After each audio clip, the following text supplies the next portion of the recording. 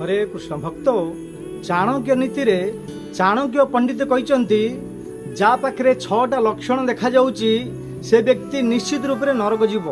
तो छटा लक्षण कौन आसतु शुणा श्लोक माध्यम रे कौन कहते अत्यंत कोप कटुकाच वाणी दरिद्रतां च स्वजने शुभेरम नीच प्रसंग कुलहेन सेवा जिंघा निदेहे नरकम गताना। अत्यंत कोप जो व्यक्ति छोट छोट कथार क्रोधित हो रागी जाऊँगी से व्यक्ति निश्चित रूप से नरक जीव।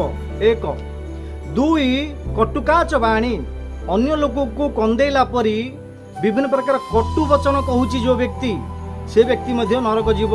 दुई दरिद्रतां च जो व्यक्ति दरिद्रता अर्थ जो व्यक्ति असंतुष्ट सबुदिन रोचे भगवान कृपारू जहाँ कि मिलला संतुष्ट रहा कथा शास्त्र वर्णन कर संतुष्ट ही परम सुखम जहाँ कि मिलला संतुष्ट रहा कथा।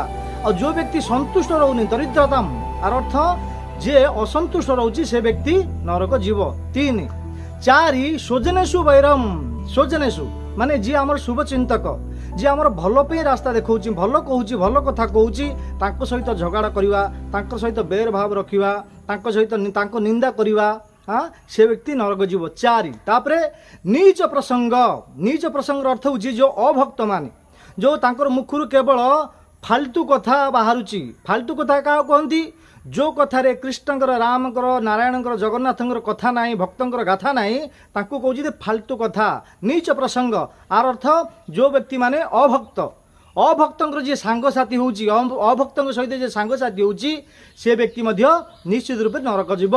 ये 5 तापरे कुलहीन सेवा जो कि मातृद्रोही पितृद्रोही माता पिता सेवा करूनी ए मातृद्रोही और पितृद्रोही जी सपोर्ट करुच्ची हाँ तांको सपोर्ट रे जी रोची सी मध्य निश्चित रूप से नरक जीव।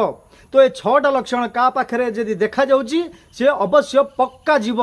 जदि आम पाखे 6टा लक्षण अच्छी आजिटू एटा को सुधारिया चेष्टा करिया पड़िवो नचेत आमको मध्य नरक जीवा पड़िवो। बहुत बहुत धन्यवाद।